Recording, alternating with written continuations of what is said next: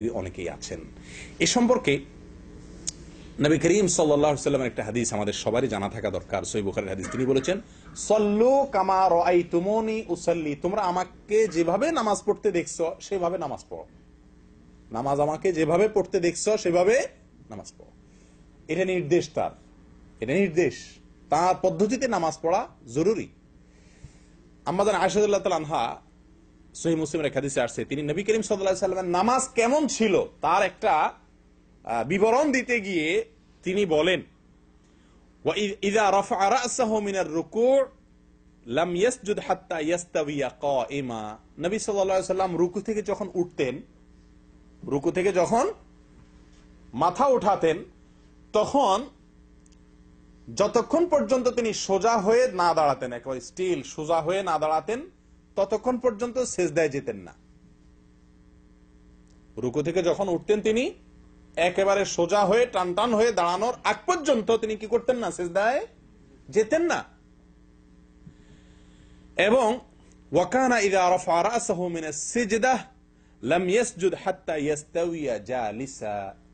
যখন সিজদা থেকে উঠে তিনি বসতেন, সিজদা থেকে মাথা উঠায় বসতেন, টান টান সোজা হয়ে বসার আগ পর্যন্ত আবার সিজদায় যেতেন না। প্রিয় ভাইরা, আমরা কয়জন ভাই আমাদের নামাজগুলো এভাবে করি? একটু আমাদের নামাজের সাথে একটু মিলাই। রুকু থেকে উঠে একেবারে টান টান সোজা হয়ে স্থির হয়ে কিছু সময় দাঁড়িয়ে তারপরে সিজদায় যাওয়া, সিজদা গিয়ে ধীর স্থিরতার সাথে সিজদা শেষ করে উঠে সোজা হয়ে বসে কিছু সময় অপেক্ষা করে তারপর আবার সিজদায় যাওয়া। এরকম ধীর স্থির গতিতে আমরা কয়জন মানুষ নামাজ পড়ি? প্রিয় বন্ধুগণ, এই ছিল নবী সাল্লাল্লাহু আলাইহি ওয়াসাল্লামের নামাজ।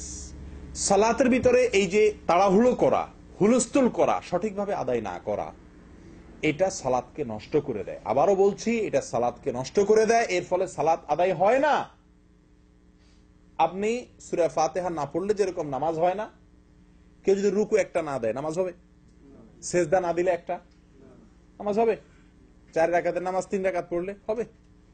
ঠিক একইভাবে কেউ সব ঠিক করছে, 4 রাকাতই পড়ছে, রুকু একটাই দিছে, সেজদা 2টাই দিছে, সূরা ফাতিহাও পড়ছে, সবই ঠিক আছে তার, কিন্তু লোকটা রুকু সেজদা উঠা বসা প্রত্যেকটা আমলে তাড়াহুড়ো করছে। যে তাড়াহুড়োটা সালাতের যে ইতমিনান বা তামানিনা, সালাতের যে ধীরস্থিরতা যেটা জরুরি, সেই কাজটি হয় নাই। কি বলেন, এই লোকটা সালাত হইছে না হয় নাই? হবে না, কারণ সে সালাতের জরুরি একটি আমল ছেড়ে দিছে, তামানিনা, ধীরস্থিরতা। প্রিয় বন্ধুগণ, এ সম্পর্কে মৌলিক 2টি হাদিস আছে যেটি আমাদের অনেকেরই আশা করতে পারি আমরা হয়তো আগে শুনছি, আবারও নতুন করে শুনলে হয়তো আমাদের বিবেকগুলোকে নতুন করে ভাবতে সাহায্য করবে। মৌলিকভাবে 2টি হাদিস, এর ভিতরে একটি হাদিস হলো মুসনাদে আহমদের এবং আরো অন্য হাদিসের কিতাবে আসছে। আবু কাতাদা রাদিয়াল্লাহু তাআলা আনহু বলেছেন, নবী করিম সাল্লাল্লাহু আলাইহি ওয়াসাল্লাম ইরশাদ করেছেন, আসওয়া আন-নাস সারিকাতান আল্লাযী ইয়াসরিকু মিন সালাতিহি। মানুষের মধ্যে সবচেয়ে নিকৃষ্ট চোর ওই ব্যক্তি যে ব্যক্তি তার নামাজে চুরি করে, নামাজ চুরি করে যে ব্যক্তি। আপনারা তো জীবনে বহু চোরের কথা শুনছেন, টাকা চোর, পয়সা চোর, স্বর্ণ চোর, গরু চোর, হাঁস চোর, মুরগি চোর, যত রকমের চোরের কথা শুনছেন দুনিয়াতে। এর ভিতরে সবচাইতে নিকৃষ্টতম চোর, নবী সাল্লাল্লাহু আলাইহি ওয়াসাল্লামের ভাষা সবচাইতে খারাপ চোর, চোরদের মধ্যে সবচেয়ে খারাপ চোর, গরু চোরের চাইতেও খারাপ কে? যে নামাজে চুরি করে। সাহাবাইগণ জিজ্ঞাসা করলেন, ক্বালু ইয়া রাসূলুল্লাহ ওয়া কাইফা ইয়াসরিকু মিন সালাতিহি। মানুষ কিভাবে তার নামাজে চুরি করে? নামাজ চুরি কিভাবে করে? নামাজ চুরি করার জিনিস নাকি? টাকা পয়সা চুরি, স্বর্ণ চুরি, গরু চুরি, হাঁস চুরি, মুরগি চুরি, এগুলো তো বুঝে আসে, নিয়ে গেল। নামাজের চুরি কিভাবে জিজ্ঞাসা করা হলো। নবী সাল্লাল্লাহু আলাইহি ওয়াসাল্লাম বলেন, নামাজের চুরি হলো লা ইয়াতিম্মু রুকুআহা ওয়ালা সুজুদাহা। নামাজের চুরি হলো রুকু ঠিক মতো করে না, সেজদা ঠিক মতো করে না, এটা হলো নামাজের চুরি। অন্য বর্ণনা আসছে, অথবা রাবী বলেন সন্দেহ করতেছেন, অথবা তিনি বলেছেন লা ইউকিমু সুলবাহু মিনার রুকুই ওয়াস সুজুদি। রুকু থেকে উঠে, সেজদা থেকে উঠে পিঠ সোজা করে দাঁড়ায় না, বসে না, এটা হলো নামাজের চুরি।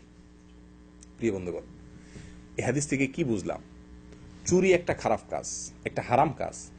চুরির ভিতরে আবার সবচেয়ে খারাপ চুরি বানাইছেন নবী করিম সাল্লাল্লাহু আলাইহি ওয়াসাল্লাম। সবচেয়ে খারাপ চুরি বলে অবহিত করেছেন যে ব্যক্তি নামাজের মধ্যে রুকু সিজদা ঠিক মতো করে না, ওই ব্যক্তিকে সবচেয়ে খারাপ চোর বলা হয়েছে তাকে। প্রিয় বন্ধুগণ, তাহলে আমরা মোটামুটি বহু লোকই মনে হয় এই চোরের খাতায় নাম উঠে যাবে এই কারণে। কি বলেন? আপনি হাঁস চুরি করেন না, মুরগি চুরি করেন না, ডিম চুরি করেন না, চাল চুরি করেন না, গম চুরি করেন না, ধান চুরি করেন না, পয়সা চুরি করেন না, মাশাআল্লাহ আপনি কোনো কিছুই চুরি করেন না, আলহামদুলিল্লাহ আপনার একটা ভালো চরিত্র আছে, কিন্তু আপনি বড় চোর। কোনো কিছু চুরি না করেও বড় চোরের খাতায় আপনার নাম লেখা আছে, কারণ আপনি রুকু ঠিক মতো করছেন না, সিজদা ঠিক মতো করছেন না। কি বলেন ভাই? জিনিসটা ভাবার বিষয় কিনা, চিন্তা করার কিনা? গণহারে মসজিদগুলোতে মানুষ দেখবেন বিদ্যুতের গতিতে নামাজ পড়ে, বিদ্যুতের গতিতে। 1 রাকাত নামাজ পড়তে 1 মিনিট টাইমও লাগে না, 60 সেকেন্ড টাইমও লাগে না। অথচ সহিভাবে যথাযথভাবে যদি আপনি নামাজ আদায় করতে চান, 1 রাকাত নামাজে একেবারে না হইলেও তো 1.5 মিনিট সময় লাগার কথা, সেখানে 1 মিনিটও লাগে না, 1-1.5 মিনিটে 2 রাকাত শেষ। এরকম হয় কি হয় না? আল্লাহ হেফাজত করে। প্রিয় বন্ধুগণ, এই একটা হাদিস আমরা শুনলাম। তাহলে নামাজের ভিতরে যারা ধীরস্থিরতা অবলম্বন করে না, তাড়াহুড়ো করে, যথাযথভাবে রুকু সিজদা করে না, এরা কোনো কিছু চুরি না করেও সবচাইতে বড় চোর। কোনো কিছু চুরি না করেও সবচেয়ে বড় চোরের খাতায় নাম লেখা।